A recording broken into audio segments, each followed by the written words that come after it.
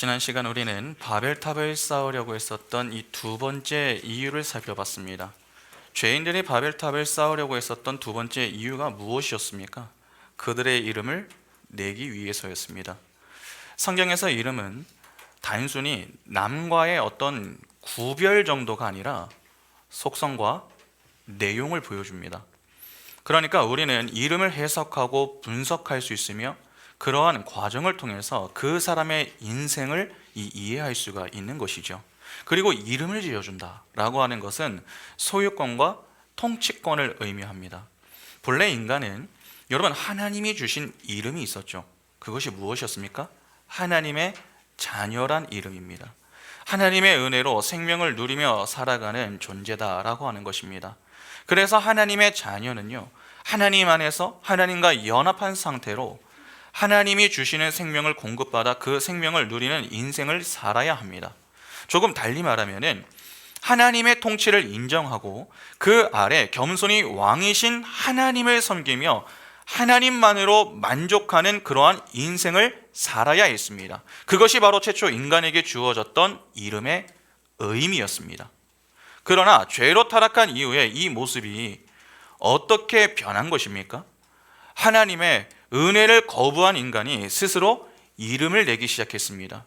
네피림, 영웅, 유명한 자 등의 이 이름을 내면서 인간 스스로의 힘으로 생명을 갖고 살 수 있음을 하나님 앞에서 입증해 보이려고 한 것이죠. 소위 하나님 없어도 우리는 잘 살 수 있다 하는 것입니다. 그래서 서로가 서로에게 이름을 지어 주려고 했었고, 그런 가운데 발생한 사건이 바벨탑 사건인 것입니다. 그러니까 바벨탑을 쌓아 그들의 이름을 내려고 하는 것은 결국 하나님께 정면으로 도전하는 행위였고, 하나님은 이에 심판으로 응수하셨던 것입니다. 오늘은 바벨탑을 쌓으려고 했었던 마지막 이유를 좀 살펴보려고 합니다. 인간들이 바벨탑을 쌓으려고 했었던 세 번째 이유는 흩어짐을 면하기 위해서입니다.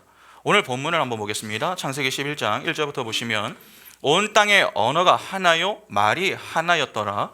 이에 그들이 동방으로 옮기다가 신할 평지를 만나 거기 거류하며 서로 말하되, 자 벽돌을 만들어 견고히 굽자 하고, 이에 벽돌로 돌을 대신하며 역청으로 진흙을 대신하고 또 말하되, 자 성읍과 탑을 건설하여 그 탑 꼭대기를 하늘에 닿게 하여 우리 이름을 내고 온 지면에 흩어짐을 면하자 하였더니, 여호와께서 사람들이 건설하는 그 성읍과 탑을 보려고 내려오셨더라. 여호와께서 이르시되, 이 무리가 한 족속이요 언어도 하나이므로 이같이 시작하였으니 이후로는 그 하고자 하는 일을 막을 수 없으리로다.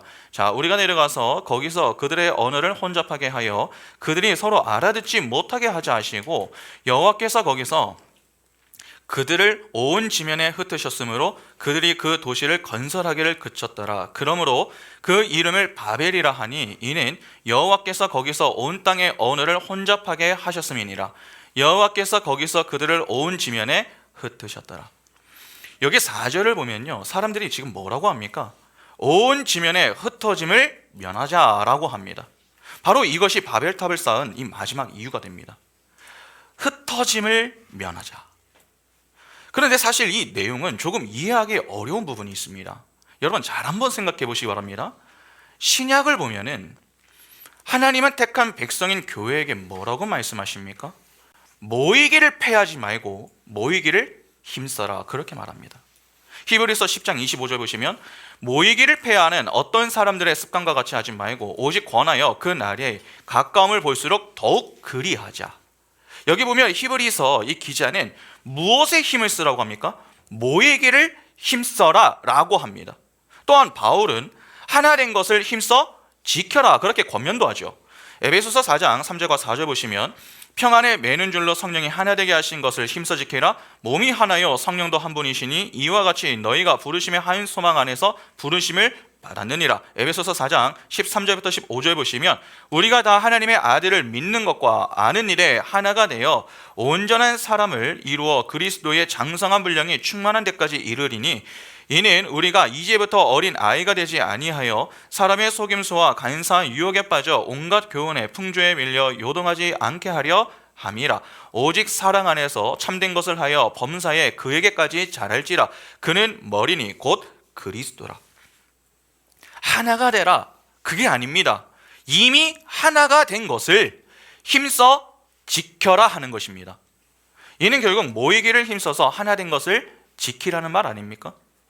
그 하나됨을 지키며 서로 함께 성장해 나가라 하는 것이 신약의 이야기입니다.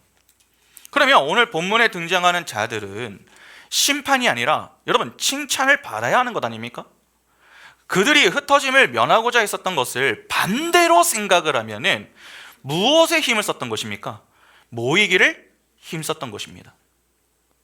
때문에 신약에 나오는 내용에 따라서 보면은 모이기를 힘쓰는 자들에게 여러분 문제가 있는 것이 아니라 오히려 모이기를 힘쓰는 자들을 향해서 흩으시는 하나님이 이상하게 보입니다. 왜 이러한 차이가 발생하는 것입니까?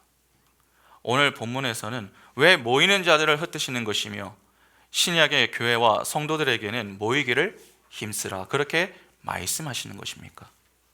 결론부터 말씀드리면 하나님이 원하시는 모임과 그렇지 않은 모임이 있기 때문에 그렇습니다. 성경을 보면 하나님은 사람들이 모인 모임을 다 좋게 보시는 것은 아닙니다. 여러분 모임에 대한 하나님의 관심은 어디에 있는 줄 아십니까? 그 자리에 사람들이 모였다라고 하는 것에 있는 게 아닙니다. 왜 모였는가 하는 것에 더 많은 관심을 두십니다.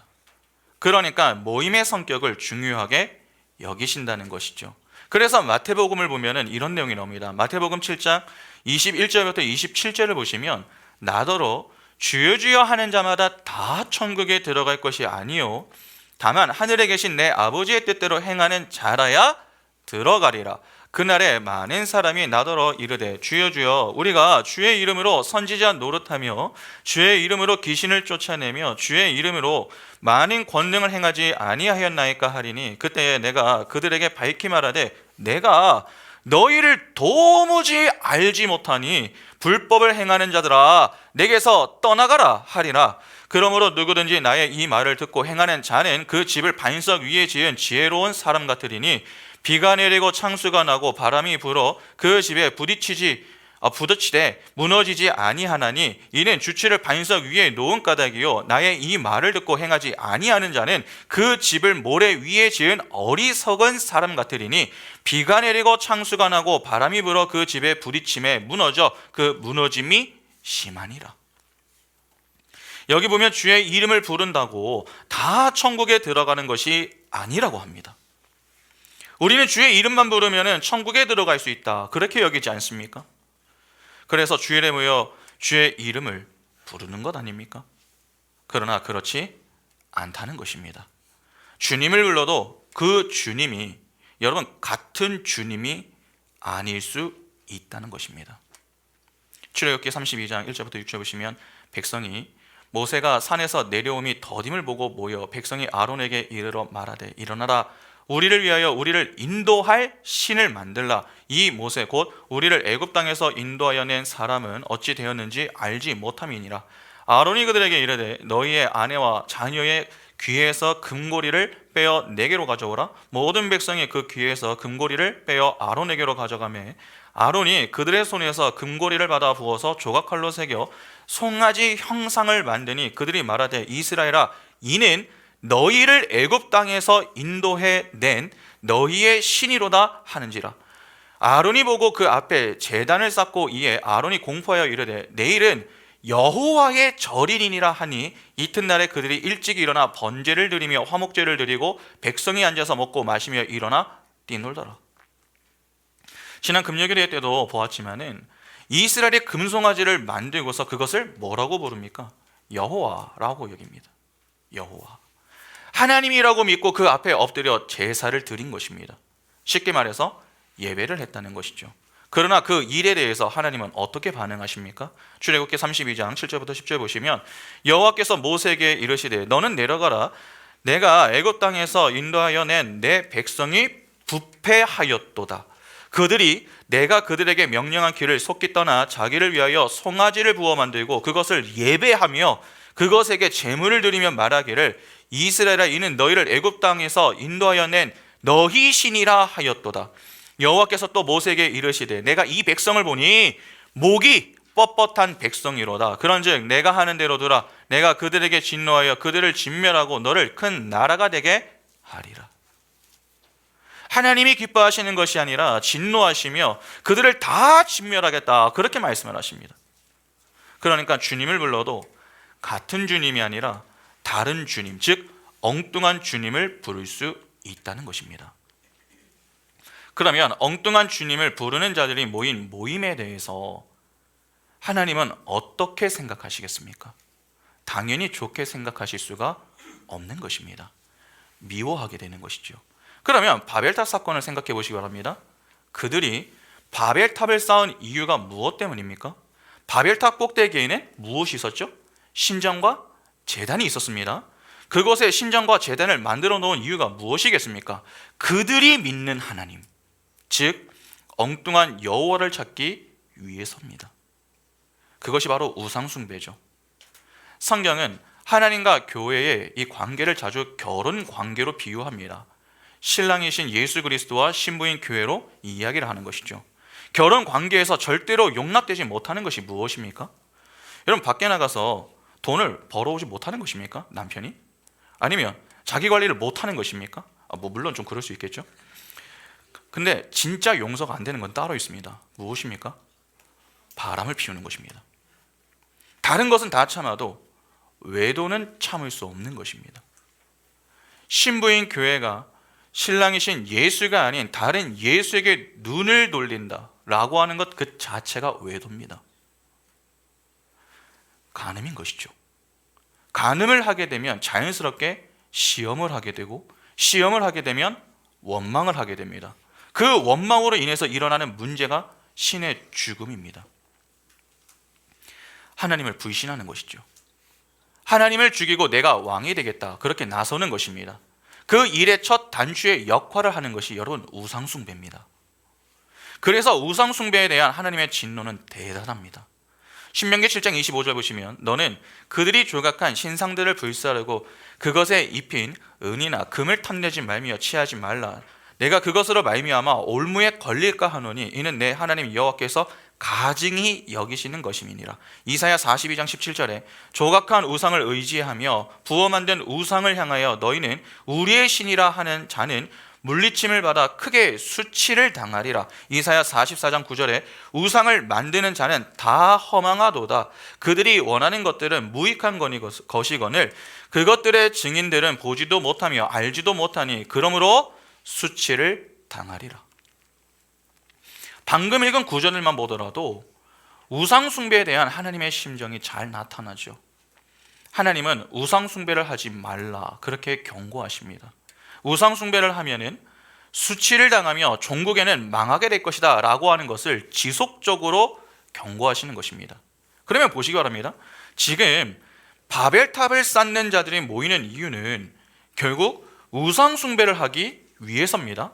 우상은 인간이 자기 자신을 위해서 만든 것 아닙니까? 그러니까 우상 앞에서 절을 하는 것 역시 자신의 유익과 만족을 위한 것이 되는 것입니다.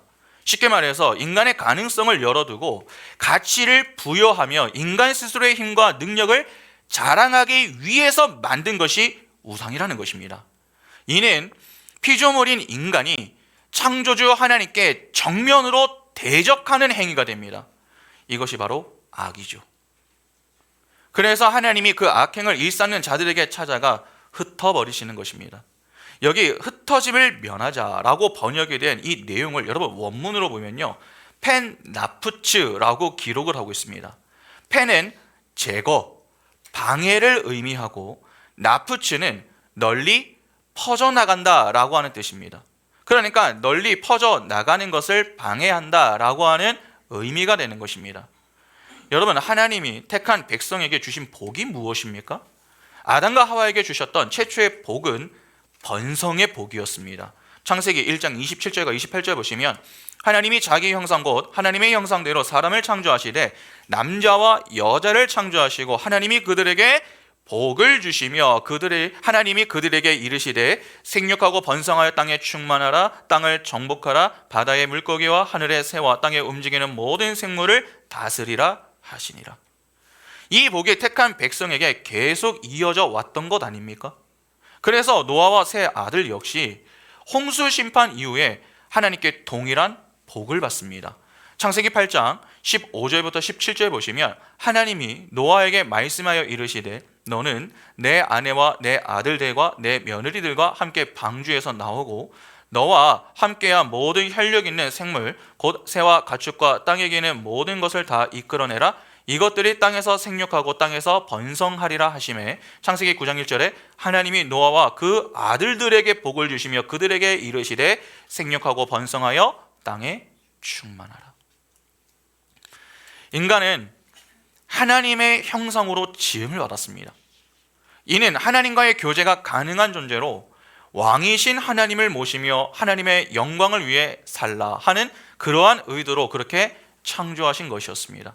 에베소서 1장 3절부터 6절 보시면 찬송하리로다 하나님 곧 우리 주 예수 그리스도의 아버지께서 그리스도 안에서 하늘에 속한 모든 신령한 복을 우리에게 주시되 곧 창세전에 그리스도 안에서 우리를 택하사 우리로 사랑 안에서 그 앞에 거룩하고 흠이 없게 하시려고 그 기쁘신 뜻대로 우리를 예정하사 예수 그리스도로 말미암아 자기의 아들들이 되게 하셨으니 이는 그가 사랑하시는 자 안에서 우리에게 거저 주시는 바 그의 은혜의 영광을 찬송하게 하려는 것이라.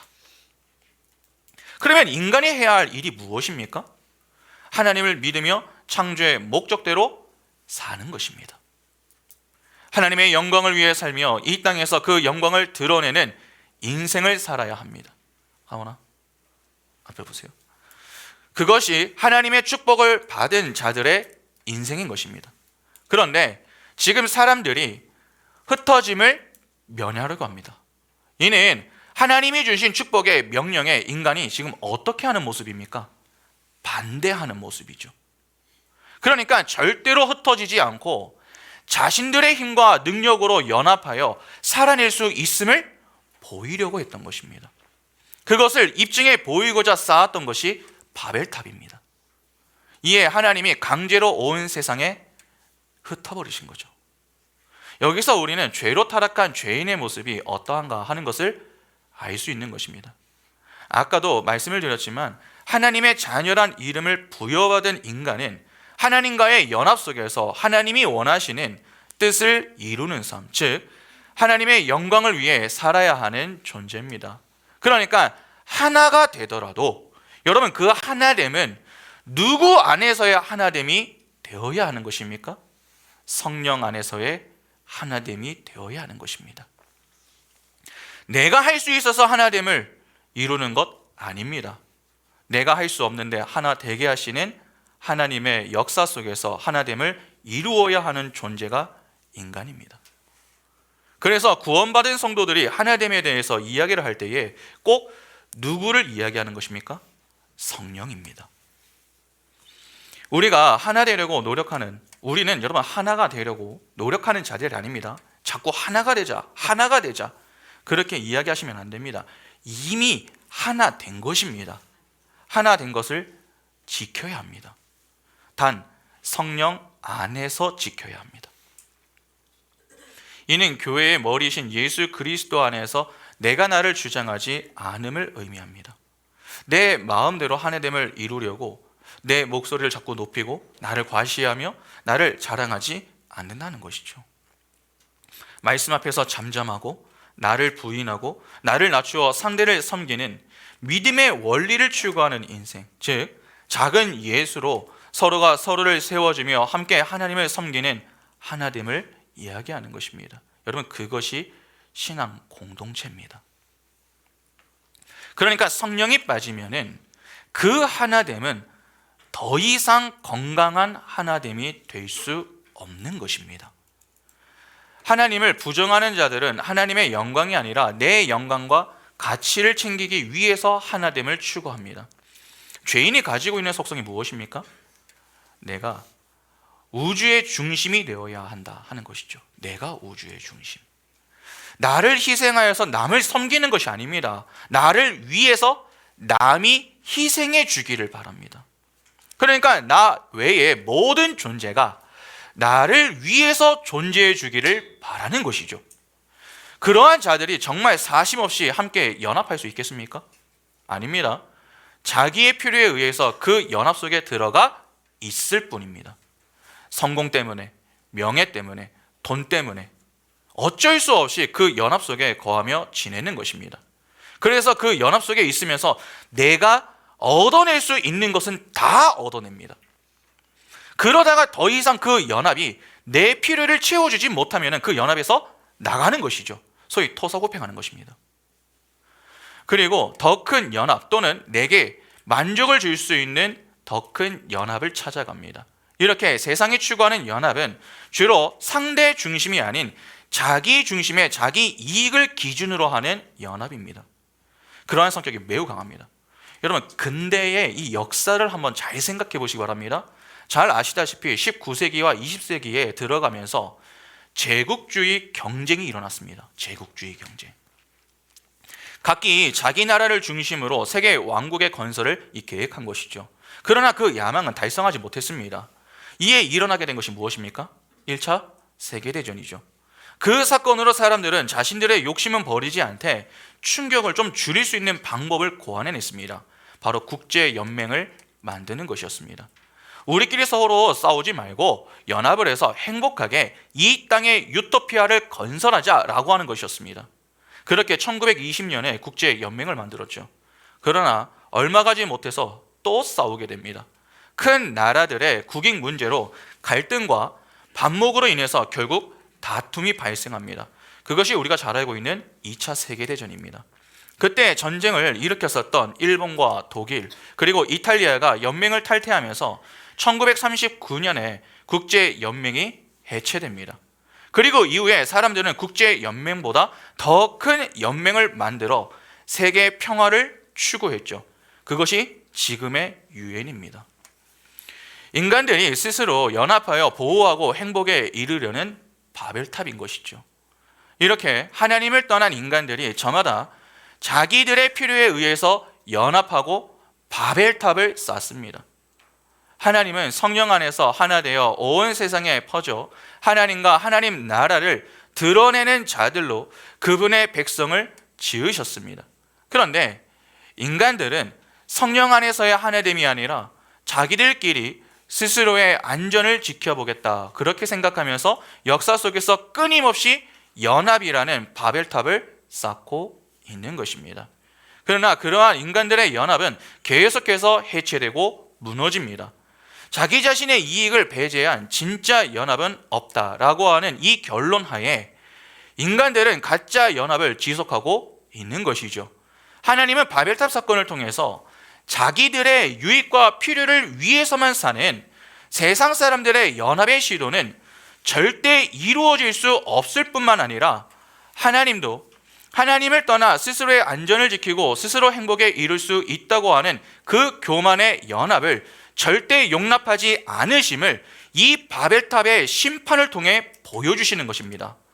진정한 연합은 성령의 부으심을 입고 머리이신 하나님 아버지의 말씀에 순종하여 서로를 사랑하고 용납하며 섬길 때 진짜 연합이 이루어질 수 있는 것입니다. 그 진짜 연합의 열매로 생겨난 것이 여러분 교회입니다. 그런데 어떠십니까? 정말 교회가 성령 안에서 성령의 열매를 맺으며 바른 하나됨을 보이고 있습니까? 분명 기독교 역사를 보면 지속적으로 하나됨을 추구하기는 했습니다. 그러나 그 하나됨을 보면 어떻습니까? 매우 엉뚱합니다. 무력으로 하나됨을 추구하려고 십자군 전쟁을 일으켰습니다. 좋은 것이 좋다고 여겨서 종교 통합 운동을 통해서 하나됨을 추구했습니다. WCC가 그 대표적인 예 아닙니까? 정치 제도에 의해서 교단이 나뉘었습니다.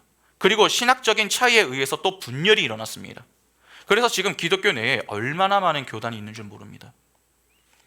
제가 어제 찾아보니까 무려 한 300여 교단이 지금 존재하더라고요. 이는 그만큼 그동안 기독교 내에 갈등과 반목이 많았음을 보여주는 모습 아닙니까? 그런데 그렇게 나뉘어진 그 교단들이 시간이 지남에 따라 상황이 어려워지니까 서로 연합하여 통합을 시도하는 그러한 움직임들이 일어나고 있습니다. 왜 교단들이 서로 통합하려고 하는 것입니까? 서로의 이해관계가 맞아떨어지기 때문에 그렇습니다. 그러니까 정말 성령 안에서의 하나됨을 추구하기보다는 정치적인 이해관계나 재정적인 문제 해결, 그리고 명예와 성공을 위해서 하나됨을 이루려고 하는 그러한 모습이 더 강하다는 것입니다. 그러니까 세상하고 별로 차이가 없는 것이죠. 교단이 그러하다면 그 교단 산하에 있는 여러분 교회들은 어떠하겠습니까? 크게 다르지 않습니다. 오늘날의 교회들을 한번 잘 생각해 보시기 바랍니다. 하나됨을 이야기합니다. 하나됨을 지켜야 한다. 그렇게 이야기합니다. 더욱 모이기를 힘쓰자. 그렇게 외칩니다. 그러나 그 하나됨을 어떻게 이루려고 합니까? 정말 말씀 안에서의 하나됨을 추구합니까? 아닙니다. 인간적인 조음으로 하나됨을 이루려고 합니다. 죄송하지만 인간적인 조음은 언젠간 깨질 수 있는 조음입니다. 우리는 사람이 좋아서 하나됨을 이루려고 하는 것이 아닙니다. 말씀 안에 있기 때문에 하나됨을 이루는 것입니다. 내가 도움이 되는 사람에게는 아부와 아첨을 잘합니다. 그리고 그 앞에서는 작아지죠. 약자가 되는 것입니다. 그러다가 상대적으로 나보다 약한 사람 앞에서는 목소리가 커집니다. 보통 심각한 문제가 아닐 수 없습니다. 제가 들은 어느 교회에 한 여집사님의 이야기입니다. 그분이 교회에서 상당히 이 봉사를 열심히 합니다. 그런데 한 번은 여집사님들하고 이제 권사님들이 모여가지고 회의를 하는 시간이 있어서 그 자리에 참여를 해서 발언을 했다가 크게 혼이 났습니다. 이유는 간단했습니다. 어디 나이 젊은 집사가 권사들 대화에 끼어드느냐 하는 것이었습니다. 그렇게 발언 한번 잘못했다가 엄청 혼이 나고 그 모임을 마치고 나왔습니다. 그때 그 여집사님이 상처를 너무 많이 받아가지고 그 교회를 떠나야 하는가, 그것을 심각하게 고민하다가 마음을 바꿔먹었습니다. 그런데 그 마음이 어떤 마음이었는지 아십니까? 내가 권사가 되기만 해봐라. 내가 더 열심히 교회 봉사해서 꼭 권사가 되겠어. 그렇게 권사가 되지 못하면 교회를 떠날 마음을 가지고 권사가 될 그 날만을 학수고대하면서 지금까지 그 교회에서 열심히 봉사하고 계십니다. 어떠십니까? 그런 마음을 가지고 있는 사람들이 모인 공동체는 건강하겠습니까? 상처와 아픔만 가득한 것입니다. 이러한 모습이 오늘날 한국교회의 현 주소입니다. 교회마다 하나됨을 이야기하지만 조금만 그 안을 들여다보면 하나됨 속에서 기쁨과 즐거움을 갖고 사는 것이 아니라 상처만 가득합니다. 직분을 계급으로 이해하고 있어가지고 목사 밑에 장로, 권사, 그 밑에 안수집사, 그 밑에 서리집사, 그 밑에 성도, 그 밑에 청년과 청소년 등 그렇게 생각합니다. 그래서 사람들이 그렇게 직분을 받으려고 애를 쓰죠. 어떤 사람들은 돈을 내서라도 이 직분을 꼭 받으려고 합니다. 왜 그렇습니까? 발언권을 얻고 사람들에게 무시를 당하지 않기 위해서입니다. 그렇게 돈을 내고 직분을 받는 것이 무슨 의미이며 그런 자들과 함께하는 공동체는 진정 건강할 수 있는 것입니까? 내 때는 그렇게 하지 말아야지. 그렇게 하면서도 내가 당한 것이 억울해서 그러한 자리에 서면은 사람이 똑같이 하려고 합니다. 예전에 군대 가면은 그 이등병들이 자신의 선임들인 그 상병장들을 보고서 딱 갖는 마음이 하나가 있습니다. 나는 저때 저렇게 하지 말아야지. 그렇게 다짐하고 또 다짐합니다. 그런데 막상 상병과 병장이 되고 나면 어떻게 하는 줄 아십니까? 이전에 선임들이 했었던 그 모습을 그대로 따라하고 있습니다. 나만 그렇게 억울함을 당하기 싫다는 것입니다. 그래서 나도 모르게 따라하고 있는 내 모습을 발견하게 되는 것이죠. 그런데 교회도 그러하다는 것입니다. 그러니까 교회가 사람 목소리로 가득 차고 있을 뿐 성령 안에서 성령의 열매를 맺는 그러한 모습 가운데 하나됨은 찾아보기가 너무나도 어려운 것입니다. 그러다 보니 그런 모임에 있는 것에 힘들어하는 분들이 있습니다. 말씀을 배우고 싶어하는 그러한 사람들은 오히려 그러한 모임에 가서 상처만 받고 나옵니다. 말씀에는 관심이 없습니다. 그러니까 그냥 말씀은 거들 뿐 온통 그냥 이 세상 이야기들밖에 없습니다. 학교 성적 이야기, 친구 이야기, 연인 이야기, 세상 이야기만 가득합니다. 말씀과 신앙적인 고민들을 가지고 어떻게 하면 더 하나님을 잘 섬길 수 있을지, 어떻게 이 자리에서 하나를 더 배우고 갈 수 있을지, 그래서 더 주님의 몸된 교회를 바르게 섬기고 하나됨을 지키는 일에 최선을 다할 수 있을지, 그러한 것이 없습니다. 그런 점에서 우리 교회도 조심할 필요가 있습니다. 우리는 어떤 모임을 갖고 있습니까? 건강한 모임을 갖고 있습니까? 교회를 친목 도모를 하는 장소로 여기고 계십니까? 진정 우리는 우리가 지켜야 할 자리를 지키기 위해서 최선을 다하고 있습니까? 직분만 가지고 있고 기도의 자리에 있지 않는다면 죄송하지만 직분을 내려놓는 것이 바람직합니다. 내가 목사다, 내가 장로다, 내가 권사다, 그것이 중요한 게 아닙니다. 목사면 목사다워야 합니다. 장로면 장로다워야 합니다. 권사면 권사다워야 합니다. 직분자들이 있어야 할 자리는 말씀과 기도의 자리이지 다른 자리가 아닙니다. 그 자리부터 챙길 수 있어야 됩니다. 생각해 보시기 바랍니다. 여러분 목사가 말씀과 기도의 자리에 없다면 목사가 맞습니까? 장로가 말씀과 기도의 자리에 힘쓰지 않는다면 장로가 맞습니까? 권사가 말씀과 기도의 자리를 싫어한다면 이 권사가 맞습니까? 행사 때만 열심을 내고 말씀과 기도의 자리를 지키지 않는다면 죄송하지만 본질을 상실한 것입니다. 그래서 제가 매주 그 부분, 말씀과 기도의 자리를 지켜야 합니다. 그것을 자꾸 강조하는 것이죠. 직분자들과 리더들은 다른 것보다 말씀과 기도의 자리부터 지킬 수 있어야 합니다. 그것이 안 되면서 직분을 받고 섬기는 자리에 있으면 그 공동체를 여러분 세우는 것이 아니라 오히려 병들게 한다라고 하는 사실을 꼭 명심하셔야 됩니다. 오해하는 소그룹도 한번 생각을 해보시죠. 우리는 지금 소그룹 모임을 어떻게 하고 있습니까? 정말 깊은 신앙적인 고민들을 가지고 씨름을 하고 있습니까? 그 속에서 정말 은혜를 나누고 계십니까? 아니면 그냥 질문에 대한 대답만 빨리 나누고 다음 것을 하고 싶은 생각들로 가득하십니까? 여러분, 형식적인 모임이 되는 것은요, 한순간입니다. 그래서 우리가 늘 점검해야 할 것이 무엇인 줄 아십니까?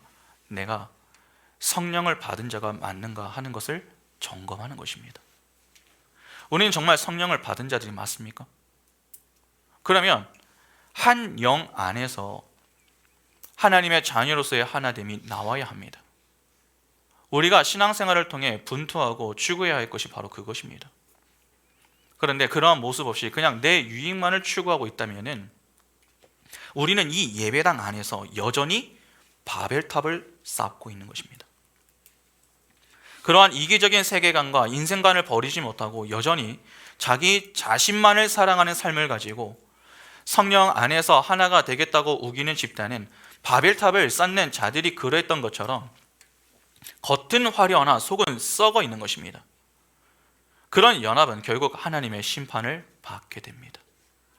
우리는 하나님과 나 자신을 알고 하나님이 약속해 주신 하나님 나라를 알기에 세상 사람들처럼 우리를 자랑하고 우리의 이름을 내고 우리의 유익을 위해 하나님 없이 우리끼리 연합하여 행복을 추구하는 자들이 되어서는 안 됩니다.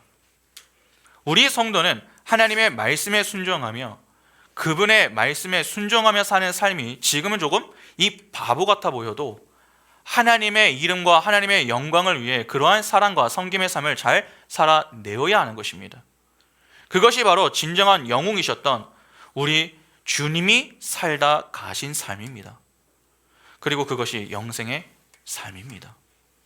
우리가 예수를 믿는다고 하면서도 자기를 사랑하는 이기심을 버리지 못하고 아무리 우리의 장기를 사용해서 하나님 몰래 바벨탑을 쌓는다고 해도 하나님은 반드시 그 무수한 우리 인생의 바벨탑들을 속속히 찾아내어 부수어 버리실 것입니다. 우리는 우리의 영광과 우리의 이름이 아니라 하나님의 영광과 하나님의 이름을 위해서 살아야 하는 것입니다. 시편 2편 2절부터 4절을 보시면 세상의 군왕들이 나서며 관원들이 서로 꾀하여 여호와와 그의 기름 부음 받은 자를 대적하며 우리가 그들의 맹것을 끊고 그의 결박을 벗어버리자 하는도다. 하늘에 계신 이가 웃으시며 주께서 그들을 비웃으시리로다. 이 긴 역사 동안에 인간들이 자기들 스스로 행복에 이를 수 있다 그렇게 내어놓는 수많은 해답들을 한번 보시기 바랍니다. 민주주의, 공산주의 등 이데올로기부터 수많은 종교, 과학, 문명, 문화 등 어느 것이 인간들을 참 행복으로 이끌었습니까? 인간들은 끝없이 역사 속에서 자기들의 힘으로 행복에 이르겠다는 바벨탑들을 쌓아왔고 그것들을 역사의 해답으로 제시를 했습니다. 그러나 그 모든 시도들은 허사로 끝났죠. 지금도 허사가 되어 가고 있습니다. 그러한 역사를 짚어보면서 참 감사한 것은 하나님이 그렇게 인간들이 쌓아 올린 바벨탑에 내려와서 그것들을 하나씩 하나씩 부수고 흩으심으로 인간들에게 경종을 울려주신다는 사실입니다. 문예 부흥을 통한 계몽과 교육이라는 바벨탑은 세계 대전으로 허물어 버리셨습니다. 공산주의라고 하는 바벨탑은 연이은 공산권의 붕괴로 허물어 버리셨습니다. 자본주의라고 하는 바벨탑 역시 피 튀기는 분규와 끊이지 않는 범죄의 모습으로 허무셨습니다. 과학 문명이라고 하는 이 바벨탑도 허물어져 가고 있죠. 인류가 발전시켜온 과학 문명은 인류 스스로를 살해하는 살상무기, 핵 같은 거 이런 것들도 지금 많이 쓰이고 있지 않습니까? 이렇게 하나님은 인류가 내어놓은 행복에 이르는 길에 대한 해답을 모두 허물어 버리십니다. 하지만 그것은 하나님이 우리 인간들을 괴롭히기 위함 때문이 아닙니다. 인간이 만들어내는 행복의 길은 하나하나 다 허무시는 하나님의 역사는 우리의 행복이 그러한 인간과 세상의 것으로는 주어지지 않는다라고 하는 것을 깨닫게 해주시려고 하는 하나님의 배려인 것입니다. 그러한 하나님의 섬세한 배려는 성도의 삶 속에서 고스란히 나타납니다. 하나님은 성도의 삶 속에서도 그들이 이 세상의 것들로 행복에 이르려 차곡차곡 쌓아놓은 바벨탑을 허물어 가십니다. 신명기 8장 1절과 2절 보시면 내가 오늘 명하는 모든 명령을 너희는 지켜 행하라. 그리하면 너희가 살고 번성하고 여호와께서 너희의 조상들에게 맹세하신 땅에 들어가서 그것을 차지하리라.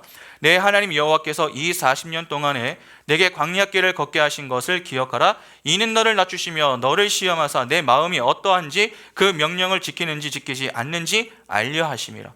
여기 1절을 보면은 하나님이 말씀하시기를 하나님의 말씀을 잘 지켜 행하면은 하나님이 약속하신 약속의 땅에 들어가 행복하게 살 수 있다 그렇게 말씀을 하십니다.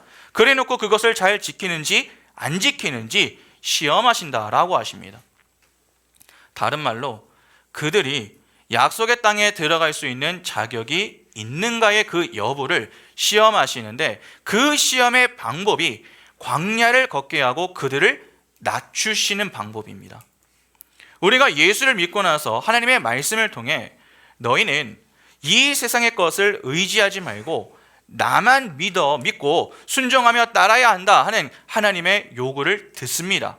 열심히 노력도 하고 의지도 발동하며 그 말씀을 따라 살아봅니다.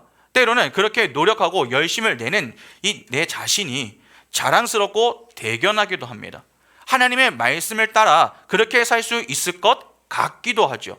그때 하나님이 우리가 이미 버렸다라고 하는 우리의 바벨탑을 진짜 허물어 버리십니다. 돈, 명예, 자식, 건강, 일 등 우리가 하나님이 아닌 다른 것으로 행복에 이르려 했던 많은 것들을 하나님이 허물어 버리실 때가 있습니다. 그때 대부분의 사람들이 하나님의 그런 처사를 이해하지 못합니다. 만일 그 상황에서 하나님, 내게 왜 이러십니까? 내가 무엇을 그렇게 잘못했습니까? 그렇게 하나님께 대든다면은 그 사람은 아직도 자신의 바벨탑을 허물지 못한 사람입니다.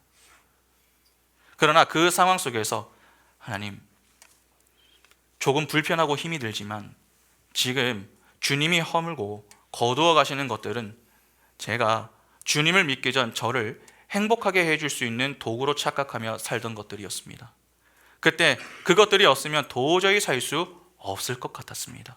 그러나 지금은 그것들이 허물어졌는데도 이렇게 담담합니다. 그리고 여전히 하나님 때문에 행복합니다. 이런 고백을 할 수 있는 사람은 그 시험을 통과한 것입니다. 우리가 쌓고 있는 바벨탑의 종류가 많은 것 같죠. 그러나 사실은 나라고 하는 단어 하나로 축약할 수 있습니다. 우리는 자기 자신에 대해서 너무 많이 기대를 합니다. 우리는 하나님이 아닌 나 자신을 신뢰하죠.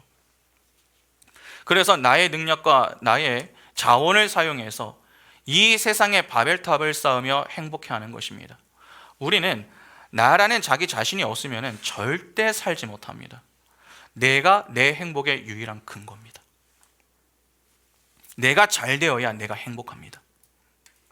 그러나 우리의 행복의 근거는 내가 아니라 하나님께 있어야 합니다. 하나님이 나와 함께 하시기에 행복해야 한다는 것이죠. 하나님은 이 세상에서 그렇게 자기 자신을 너무 사랑하고 신뢰하는 나를 부인시키고 그 신뢰와 기대를 하나님께로 옮기는 작업을 하시는 것입니다. 그래서 세상에서 사기도 당하게 하시고 억울한 누명도 쓰게 하시며 때로는 말도 안 되는 손해도 보게 하시는 것입니다.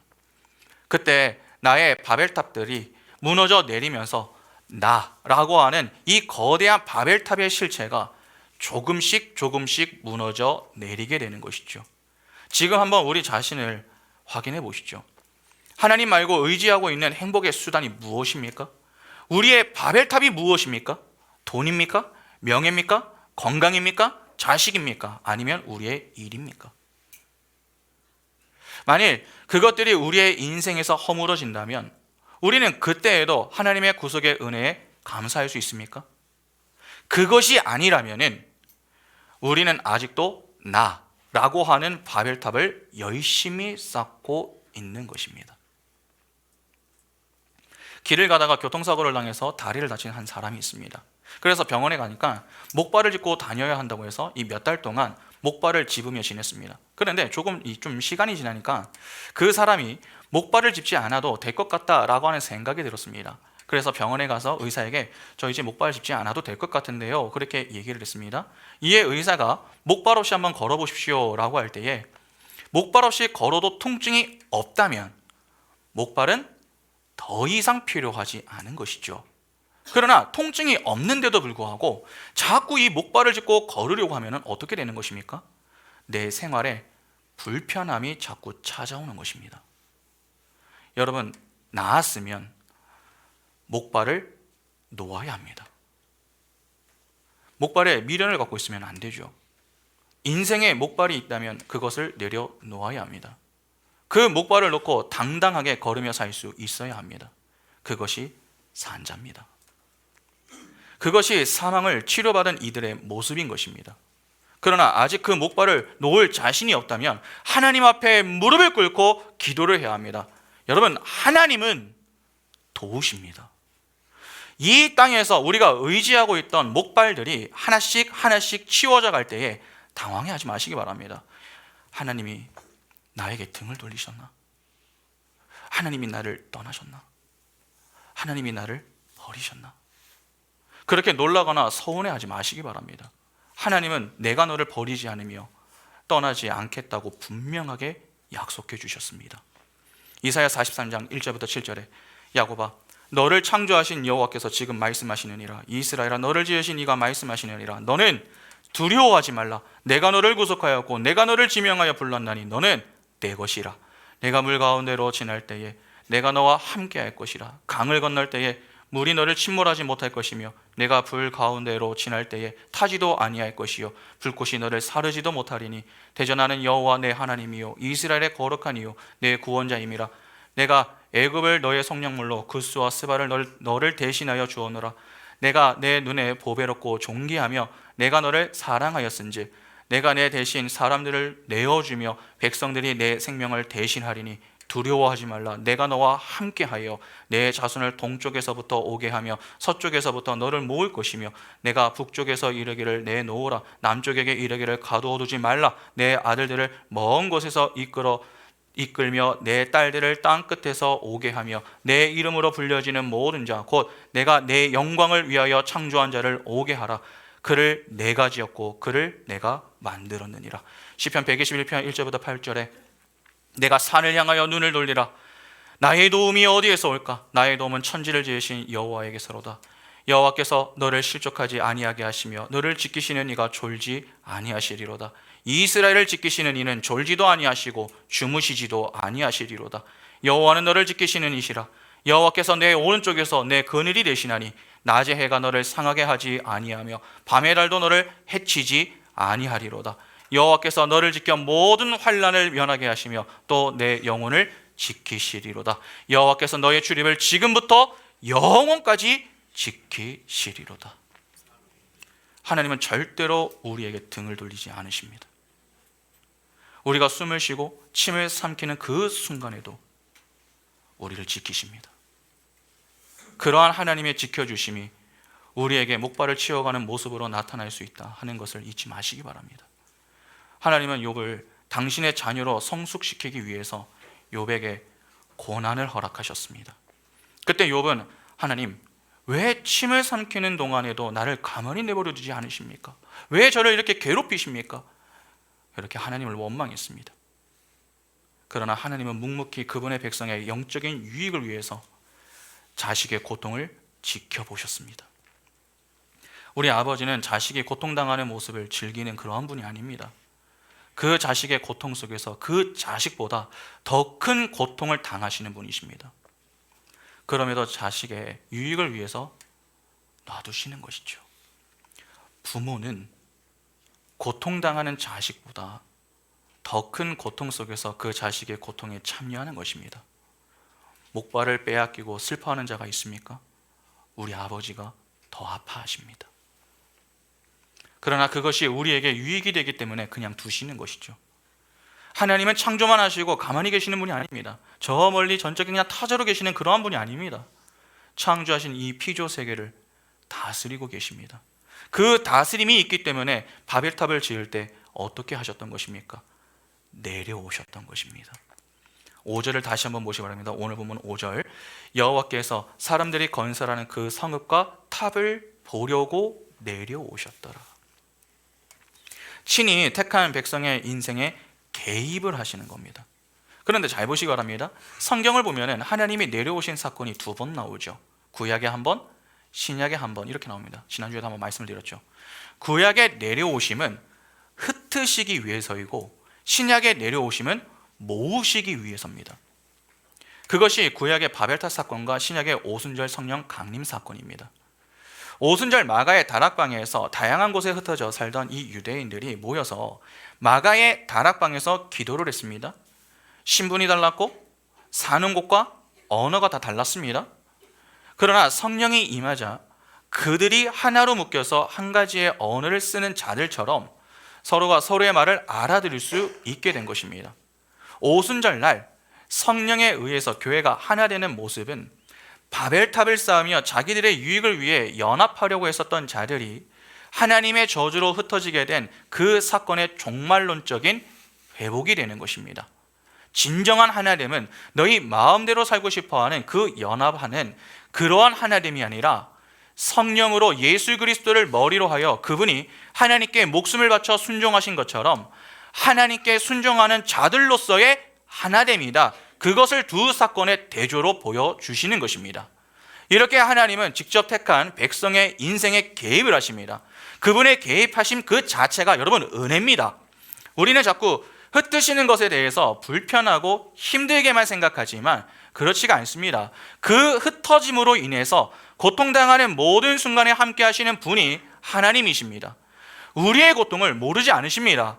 그러나 우리의 유익을 위해서 지켜보시는 것이죠. 잘 생각해 보시기 바랍니다. 흩어짐을 면하기 위해서 스스로의 힘을 포기하지 않는 그 자리에 그냥 가만히 있으면 어떻게 되겠습니까? 죄의 삭은 사망입니다. 결국 죽게 되는 것입니다. 그래서 하나님이 그 자리에 내려와 흩으시는 것이죠.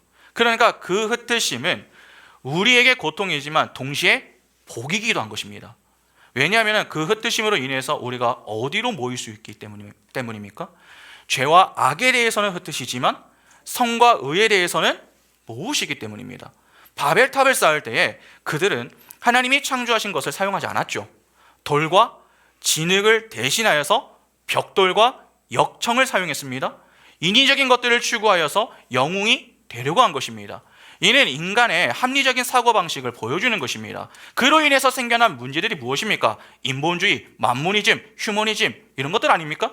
하나님은 그러한 것들을 부수고 성령 안에서 우리를 모으시는 것입니다. 서로 다른 모습을 하고 있는데 말씀 안에서 하나가 되게 하시는 것입니다. 그래서 말씀을 들을 때에 같은 깨달음을 주시는 것이죠.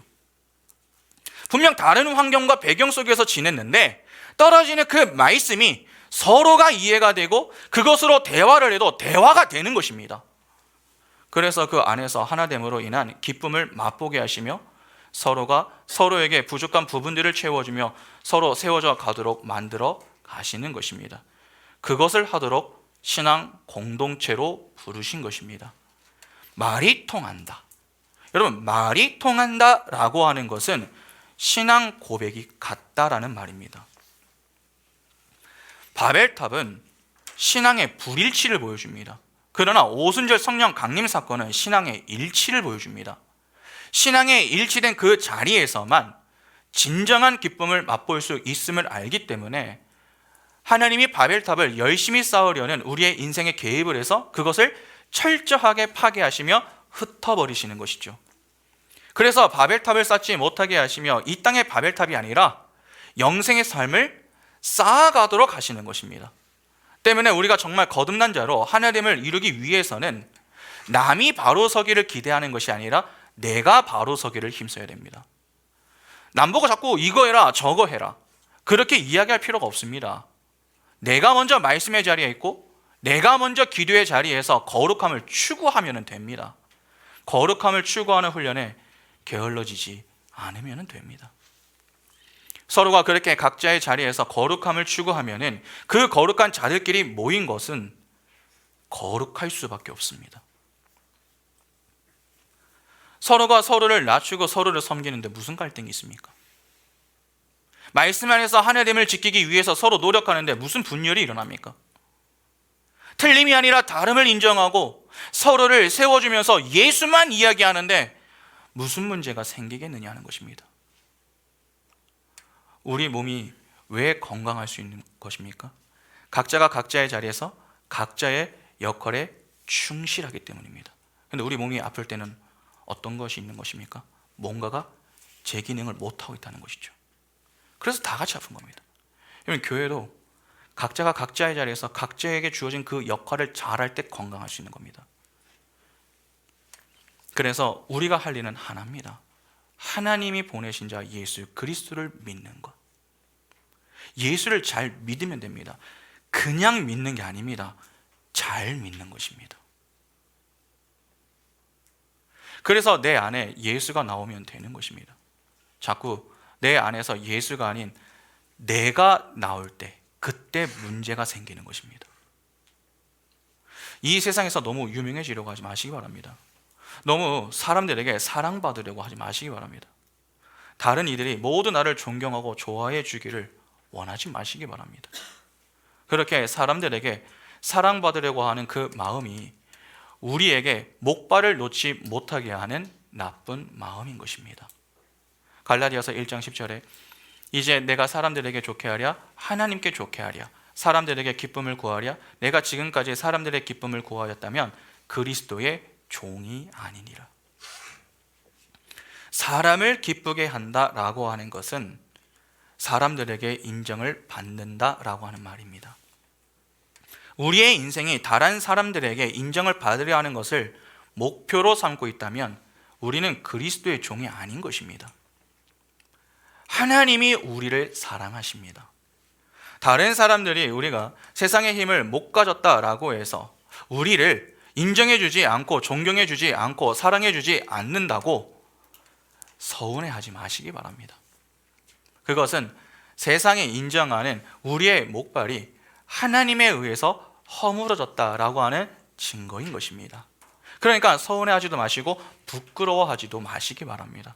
그냥 그 자리에서 정말 나는 이 세상에 자랑하고 의지하고 있는 목발들이 없는데도 그로 말미암아 세상이 나를 이렇게 무시하는데도 이렇게 하나님만으로 행복하구나. 그러한 사실이 확인되면 그냥 기뻐하시면 됩니다. 기독교의 사랑은 항상 나의 손해와 나의 상함을 전제합니다. 내가 손해보고 내가 다쳐서 상대방이 유익을 보고 상대방이 완전해지는 것을 기독교 사랑이라고 합니다. 여러분, 그것이 십자가로 나타나는 것이죠. 상대에게서 나에게 돌아올 어떤 반대급부를 노리고 사랑하는 것은요, 누구든지 할 수 있습니다. 누구든지 기브 앤 테이크 하듯이. 여러분, 거머리 아시죠? 거머리. 혹시 우리 젊은 분들 거머리 아시나요? 잘 모르시나요? 오늘 한번 찾아보십시오. 거머리는 생명이 살아있을 동안에는 그 곁을 절대 떠나지 않습니다. 끝까지 붙어서 피를 빨아먹죠. 여러분, 기생충도 마찬가지 아닙니까? 죽을 때까지 내게 필요한 모든 것을 다 빼앗습니다. 그러다가 생명이 다하면 다른 곳으로 가서 똑같이 합니다. 세상 사람들이 딱 그렇습니다. 여러분, 상대방에게서 무엇을 얻어내기 위해서 상대방을 사랑한다면 그것은 기생충이나 거머리의 사랑과 다르지가 않습니다. 예수 그리스도를 따라 살기로 된 그리스도인들은 예수의 십자가를 날마다 지는 사람들입니다. 손해를 보아야 합니다. 내가 해를 당해야 됩니다. 그리고 상대방의 유익을 보고 상대방이 살아나야 합니다. 그것이 그리스도인입니다. 상대방이 알아주지 않아도 계속해야 합니다. 오래 참고 인내하며 사랑을 해야 합니다. 괜히 내가 이렇게까지 잘해줬는데 안 알아주면 어떻게 하지? 내가 이 정도면은 상대도 어느 정도 잘해주지 않을까? 그러한 인간적인 기대를 너무 갖지 마시기 바랍니다. 여러분, 인간적인 기대를 갖기 시작하면요, 점점 실망하게 됩니다. 그러면 나중에 불평과 원망만 가득하게 되는 것입니다. 자기를 비워서 상대방을 살리는 하늘의 삶, 하늘에 사랑을 하는 이들이 바로 이 세상의 바벨탑인 나를 허물어버린 자들의 삶입니다. 그렇게 살도록 부름을 받은 자들이 바로 우리입니다. 이 땅에 바벨탑을 쌓지 마시기 바랍니다. 그것을 허물기 위해서 하나님이 내려오셨습니다. 이제 우리가 해야 할 것은 이 땅의 바벨탑을 허물고 예수 그리스도 안에서 하나 되도록 부르신 하나님의 음성에 반응하여서 성령이 하나 되게 하신 것을 힘써 지키며 사는 것입니다. 그런 영광스러운 부름에 믿음으로 반응하여 적어도 우리 교회는 성숙한 모습이 가득한 교회로 늘 하나님께만 영광을 돌리는 아름다운 신앙 공동체가 될 수 있기를 간절히 소망합니다. 함께 찬양하겠습니다.